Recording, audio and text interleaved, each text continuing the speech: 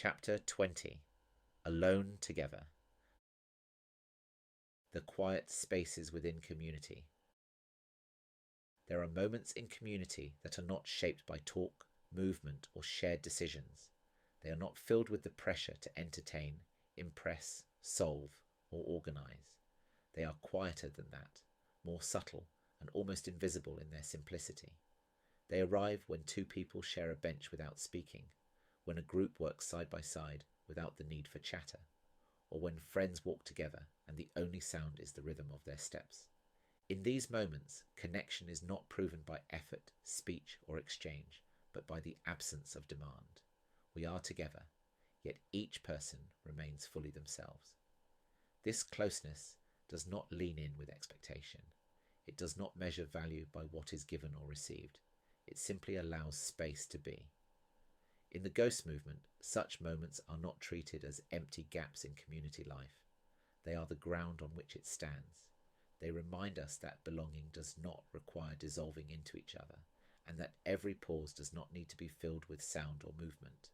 The presence of another person can be a form of shelter without becoming possession.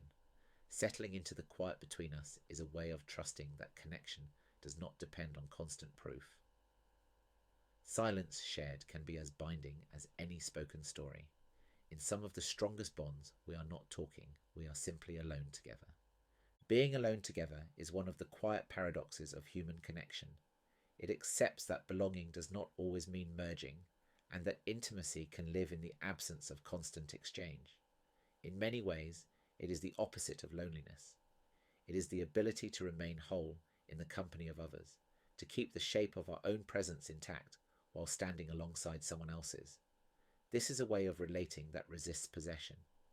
It does not seek loyalty through constant attention or reassurance through endless conversation. Instead, it trusts in the shared air, the unspoken rhythm, the mutual understanding that presence itself is enough. It holds with a light touch, leaving each person the freedom to drift inward without fear of being left behind. In the Ghost movement, alone togetherness is seen as a vital part of community life.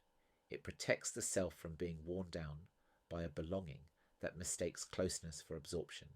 Here, wholeness comes not from dissolving boundaries, but from respecting them, and from knowing that connection can remain steady even as we retreat for breath. The paradox is that this kind of solitude in company is only possible because of the depth of trust between those who share it.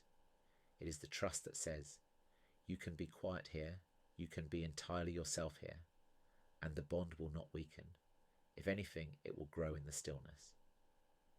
The body often recognizes this state before the mind does. There is a looseness in the shoulders, a slowing of the breath, a softening in the muscles that tells you it is safe not to fill the space. You can sit beside someone, each absorbed in different thoughts or tasks, and still feel the steady hum of connection passing between you. It is a gentle current, strong enough to notice but not so strong that it pulls you away from yourself. These moments lodge in memory more vividly than we expect. You might recall an afternoon spent reading in the same room as someone, both of you silent yet somehow close, or a walk where the sound of your steps replaced the need for speech. They are not empty memories, but charged with quiet intimacy, shaped by the absence of demand. Alone togetherness is not limited to intimate relationships. It can happen on a train when two strangers share a glance through the window before returning to their own thoughts, or in a cafe where the soft background of other people's lives becomes a kind of shared shelter. Sometimes, simply being accompanied, even by someone you do not know, can feel grounding, especially when life feels unstable. In the Ghost movement, these pockets of shared stillness are seen as another kind of fullness, equal in weight to conversation. The body registers the safety of being witnessed without judgment. This is why such moments can restore us as deeply as time spent alone.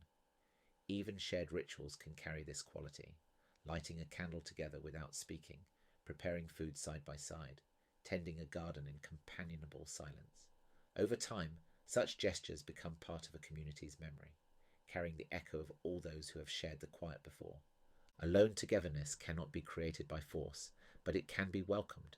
It begins by loosening the need to fill every pause. In the company of others, Notice if there is room for stillness without discomfort. Let conversation rest for a while. Trust that the thread of connection will remain intact and may even strengthen in the space between words. You might create small natural opportunities for this, such as evenings spent reading in the same room or working quietly on different tasks. These are not demands, but invitations to be side by side with presence instead of noise. Daily life offers many chances for this kind of connection if we pay attention. Long walks, shared journeys, or sitting together in nature give silence a place to breathe. The focus moves from talking about life to simply living it alongside another person. The shared anchors become the sound of the wind, the weight of footsteps, the way the light moves across the ground, things that need no commentary. Alone togetherness can also be part of ordinary household rhythms. Cooking together without needing to speak, folding laundry in the same space, or tending to shared work. With repetition, these quiet acts form a stored memory of connection that does not depend on constant exchange. In groups, it can be powerful to create collective pauses. This might be a few moments of quiet before eating, a stillness in the middle of a gathering, or an unspoken understanding that not every meeting needs to be filled with discussion. These pauses remind us that community is not built only in the moments of action, but also in the spaces between them. In these quieter parts of community life, there is a form of trust that does not need to be spoken aloud. It is the trust that we are seen and held even when no words pass between us, and that our presence has value without needing to be constantly shown. These moments become the subtle threads that hold a group together. When we are alone together, connection grows in the unguarded space between heartbeats, in the unnoticed breath, in the stillness that holds us without asking for anything in return. This way of being reminds us that community is not only about what we offer each other, but also about the freedom to exist side by side without effort. In the Ghosts movement, these quiet intervals are as sacred as any spoken vow because they honour both the self and the collective. To carry this forward is to recognise their worth in our own lives and to let them appear without fear. In time, we may find that the strongest bonds are the ones that have lived most quietly, not because they were loudly declared, but because they were gently kept